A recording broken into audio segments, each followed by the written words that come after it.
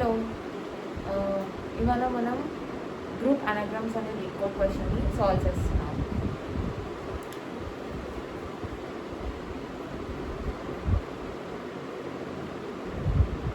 First group anagram అంటే ఏంటో చూద్దాం.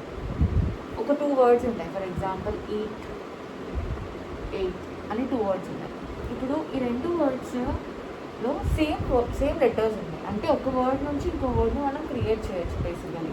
సో ఇలాంటి వర్డ్స్ ఏమైనా ఉంటే వాటిని మనం అనగ్రామ్స్ అంటాం. ఫర్ ఎగ్జాంపుల్ ఇప్పుడు బ్యాట్ అండ్ ఈట్ ఉంది. ఈ రెండింటిని అనగ్రామ్స్ అనడం. ఎందుకంటే ఈ వర్డ్ నుంచి మనం ఈ వర్డ్ని క్రియేట్ చేయాలి. బికాస్ బి ఇందులో లేదు అండ్ ఈ ఇందులో లేదు. So these are not anagrams. ఈ 2 మాత్రం అనగ్రామ్స్. ఇప్పుడు మన క్వశ్చన్ ఏంటంటే మనకి లిస్ట్ ఆఫ్ స్ట్రింగ్స్ ఇస్తారు. For example eat, eight, bat and so ఇది మనకి లిస్ట్ ఆఫ్ స్ట్రింగ్స్ ఇచ్చారనుకో. ఈ లిస్ట్ ఆఫ్ స్ట్రింగ్స్ నుంచి మనకి రిక్వైర్డ్ అవుట్పుట్ ఏంటి అంటే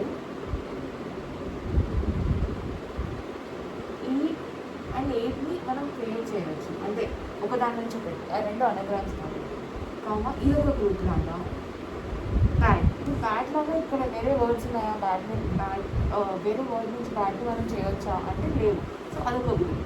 సిమిలర్లీ అండ్ ఇది మనకు కావాల్సిన రిక్వైర్డ్ అవుట్పుట్. అండ్ ఇది ఏ ఫామ్లో అయినా ఇవ్వచ్చు అని చెప్తారు. అంటే లైక్ ఇదే ఫస్ట్ ఉండాలి, ఇదే సెకండ్ ఉండాలి అని ఏం చెప్పలేదు. అండ్ మనకి ఇచ్చిన ఇంకా కండిషన్స్ ఏంటి? Main conditions which we need to consider is దీని లెంత్. ఇక్కడ మనకి ఇచ్చిన కండిషన్స్ ఏంటివి అంటే ఈ స్ట్రింగ్స్ లెంత్ ఏదైతే ఉందో అది 10 పవర్ ఈ లెంత్ 10⁴ కంటే తక్కువ ఉంటుంది, less than or equal. And ఇంకో కండిషన్ ఏంటంటే స్ట్రింగ్ ఆఫ్ ఐ ఏదైతే ఉందో దాని కండిషన్ అది లెస్ దాన్ 100 ఉంటుంది అని చెప్పి.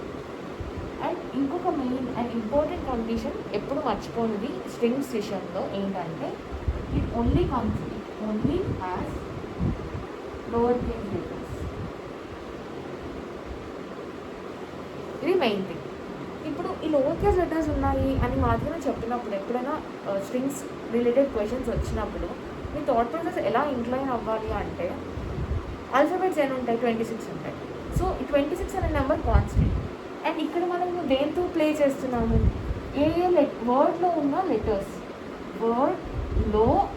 లెటర్స్, సో అక్కడ ఏమొస్తుంది? వర్డ్లో ఉన్న లెటర్స్ అంటే ఫ్రీక్వెన్సీ అండ్ ఆల్ఫాబెట్స్ అనేవి కాన్స్టెంట్. సో ఈ రిలేటెడ్ థాట్ ప్రాసెస్ నీకు వెళ్ళింది అనుకోండి, ఒక ఫిక్స్డ్ సైజ్ ఆఫ్ వెక్టర్తో నువ్వు ప్లే చేయొచ్చు. అండ్ ఒక ఫ్రీక్వెన్సీతోని నువ్వు ప్లే చేయొచ్చు. ఆ ఫ్రీక్వెన్సీని నువ్వు వెక్టర్లో ఒక ఫిక్స్డ్ సైజ్ వెక్టర్లో స్టోర్ చేసుకొని దాంతో నువ్వు ఏదైనా చేయొచ్చు. It's not related to this question. A strings question అయినా కూడా ఇలా ఈ థాట్ ప్రాసెస్లోకి వెళ్తే కొంచెం మేబీ ఒక ఛాన్స్ ఉంటుంది అనమాట. మనం అక్కడ నుంచి మనం ఆల్గోని క్రియేట్ చేసుకోవడం. ఇప్పుడు ఫర్ ఎగ్జాంపుల్ ఇప్పుడు ఇక్కడ ఉంది. ఇక్కడ మనం ఫ్రీక్వెన్సీతో ఏమైనా చేయొచ్చా అని ఆలోచించాలి. ఫ్రీక్వెన్సీతో చేయొచ్చు, అది లాంగ్ వేలో వెళ్తుంది, అంటే లాంగ్ ప్రాసెస్ అవుతుంది అని నా ఫీలింగ్. ఎందుకు లాంగ్ ప్రాసెస్ అవుతుంది? ఇప్పుడు దీని ఫ్రీక్వెన్సీని అంటే దీని ఫ్రీక్వెన్సీ ఆఫ్ లెటర్స్ని ఒక వెక్టర్లో స్టోర్ చేస్తాం. ఇప్పుడు దీన్ని ఇంకో వెక్టర్లో స్టోర్ చేస్తాం. అంటే అలా చేయొచ్చు, కానీ ఇక్కడ డ్రాబ్యాక్ ఏంటి? సైజ్. ఇన్ని వెక్టర్స్ అని నువ్వు అలా స్టోర్ చేసి అలా పక్కకు పెట్టుకోవడం ఇజ్ ఇట్ రియలీ గుడ్? ఏమో, అది కూడా ఒక వే. మీరు ట్రై చేస్తామంటే ట్రై చేయొచ్చు. కానీ ఇప్పుడు దీనికంటే ఆప్టిమైజ్ మనం ఇంకేమైనా చేయొచ్చా లేదా ఇంకేమైనా ఆలోచించవచ్చా అని ఆలోచించాలి. అంటే ఇప్పుడు ఒక 2 వర్డ్స్ సేమా కాదా, లేదా ఆ రెండింటిని ఒక సిమిలర్ లెటర్స్ ఉన్నాయా లేవా, సేమ్ లెటర్స్ ఉన్నాయా లేవా వర్డ్ అని మనం ఎలా ఫైండ్ చేయొచ్చు? Just think. ఫర్ ఎగ్జాంపుల్ ఇక్కడ నీ థాట్ ప్రాసెస్ ఎలా ఉండాలంటే లోవర్ కేస్ లెటర్స్ అనేది మెన్షన్ చేసినప్పుడు నువ్వు సార్ట్ చేసావు అనుకో, ఒక స్ట్రింగ్ని సార్ట్ చేస్తే మనకి ఏమొస్తుంది అనేది నీకు తెలిసి ఉండాలి. లైక్ ఫర్ ఎగ్జాంపుల్ ఇప్పుడు ఈట్ అనే వర్డ్ ఉంది. ఈట్ని నువ్వు సార్ట్ చేసావు అనుకో, నీకు ఏమొస్తుంది? 8 వస్తుంది. సేమ్ ఇప్పుడు AET వస్తుంది. సేమ్ ఇప్పుడు నువ్వు సార్ట్ ఆఫ్ 8 చేసావు అనుకో, సేమ్ AETనే వస్తుంది.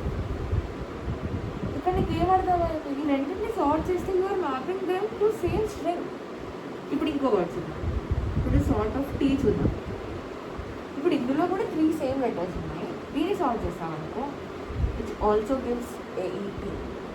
సో ఇక్కడ నీకు ఎలా కొంచెం ఏమన్నా ఎలుగుతుందా, నువ్వు ఏ డేటా స్ట్రక్చర్ వాడచ్చు, ఈ 3 సేమ్ దానికి పాయింట్స్ వేస్తున్నాయి, నేను దీనికి తగినట్టు ఇది ఉండాలి. ఫర్ ఎగ్జాంపుల్ ఇక్కడ బ్యాట్ ఉంది, బ్యాట్ నేను సార్ట్ చేస్తే ఏమొస్తుంది, ఏబిటీ వస్తుంది. ఇక్కడ ఫర్ ఎగ్జాంపుల్ ఇక్కడ ఇంకో వర్డ్ ఉంది అనుకో, ట్యాబ్ అని, దీన్ని సాల్వ్ చేస్తే నీకు మళ్ళీ ఏబిటీ వస్తుంది. సో ఎలా మ్యాప్ చేయాలి మనం వీటిని? ఇలా నువ్వు ఎప్పుడైనా ఒకటే దానికి వేరే వేరే ఇన్పుట్స్ని లేదా వేరే వేరే స్ట్రింగ్స్ని వేరే వేరే ఇంటీజర్స్ని లేదా నీకు కావాల్సిన రికార్డ్ అవుట్పుట్ని మ్యాప్ చేయగలుగుతున్నావు అనుకో, అక్కడ నువ్వు వాడాల్సిన డేటా స్ట్రక్చర్ ఏంటి అనేది నువ్వు ఆలోచించాలి. అలాంటి ఏమున్నాయి? మోస్ట్లీ ఇలా మ్యాప్ చేస్తున్నాము అన్న థాట్ వచ్చిందనుకోండి, definitely you have to go for the data structure map. ఎప్పుడైనా డిఎస్ఏ ప్రాబ్లమ్స్ ఆలోచించేటప్పుడు మనం ఏ డేటా స్ట్రక్చర్ వాడతాం అనేది చాలా ఇంపార్టెంట్. దాన్ని బట్టి మన efficiency of the problem and efficiency of the solution అనేది డిపెండ్ అవుతుంది అనమాట. సో ఇక్కడ మనం ఫైనలైజ్ అయింది ఏంటంటే ఫర్ ఎగ్జాక్ట్లీ మన ఆల్గో ఎలా వెళ్తుంది అనేది ఇప్పుడు చూద్దాం. ఇప్పుడు మ్యాప్ వాడాలి అని అర్థమైంది, ఎగ్జాక్ట్గా ఎలా వాడతాం ఆ కంప్లీట్ ఆల్గోని ఇప్పుడు చెప్తాం.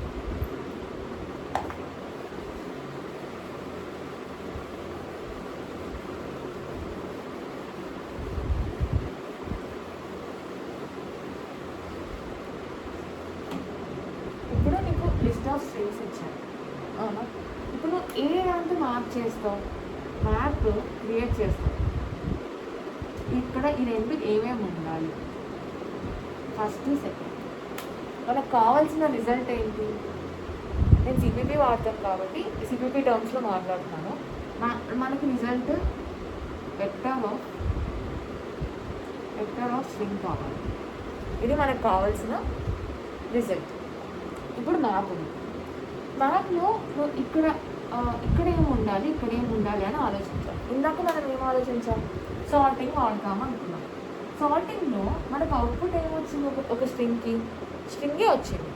అండ్ చాలా స్ట్రింగ్స్కి నువ్వు ఒకటే స్ట్రింగ్ని మ్యాప్ చేస్తావు, అంటే బేసిక్గా ఇక్కడ ఫస్ట్ ఈ కీ ప్లేస్లో మనం ఏం పెట్టాలి, దేనికైతే నువ్వు మ్యాప్ చేయాలనుకుంటున్నావు. ఇక్కడ మనం ఏం చేసాం, ఒక సార్టెడ్ స్ట్రింగ్తో లిస్ట్ ఆఫ్ స్ట్రింగ్స్ని మ్యాప్ చేస్తున్నాం. అర్థమైందా? ఒక సార్టెడ్ స్ట్రింగ్తో లిస్ట్ ఆఫ్ స్ట్రింగ్స్ని మ్యాప్ చేస్తున్నాం. అంటే ఇప్పుడు ఇక్కడ కీలో, అంటే ఈ కీ ఏంటి, స్ట్రింగ్ అయి ఉండాలి అంతేగా. ఇప్పుడు వాల్యూస్ ఏంటి, list of strings. List of strings is nothing but vector of strings, అంతే. ఇప్పుడు ఏం చేస్తాం, ఫస్ట్ ఫర్ లూప్ నడుస్తుంది, ఒక స్ట్రింగ్ లిస్ట్ ఆఫ్ స్ట్రింగ్స్ ఇచ్చారు, ఓపెన్ తెరుస్తాం బ్రాకెట్. ఇప్పుడు ఈ స్ట్రింగ్ని ఏం చేయాలి, ఈ స్ట్రింగ్ని సార్ట్ చేయాలి అంతేగా. సార్ట్ చేస్తే వచ్చిన దాన్ని మనం కీలాగా కన్సిడర్ చేస్తున్నాం. ఇప్పుడు ఈ మ్యాప్ పేరు నేను సబ్ ఎంపీ అని పెట్టుకున్నాను, ఓకే. ఇప్పుడు ఈ స్ట్రింగ్ని ఫర్ ఎగ్జాంపుల్ స్ట్రింగ్ లూప్ చేసి చేసి దీన్ని ఏం చేస్తాను, సార్ట్ చేస్తాను. Sort duplicate string, okay. Next స్టెప్లో ఏంటి, ఇప్పుడు డూప్లికేట్ స్ట్రింగ్ అనేది సార్ట్ అయిపోయింది. ఇప్పుడు ఈ డూప్లికేట్ స్ట్రింగ్ని మన కీ వాల్యూ అంతేగా, అది ఇక్కడ మనం మ్యాప్ చేయాలి. ఈ మ్యాప్లో మన ఎగ్జాంపుల్ క్రియేట్ చేసిన మ్యాప్ దాని కీ వాల్యూ ఏంటి, డూప్. ఈ డూప్ ఎక్కడి నుంచి క్రియేట్ అయింది మనకి, ఈ స్ట్రింగ్ నుంచి.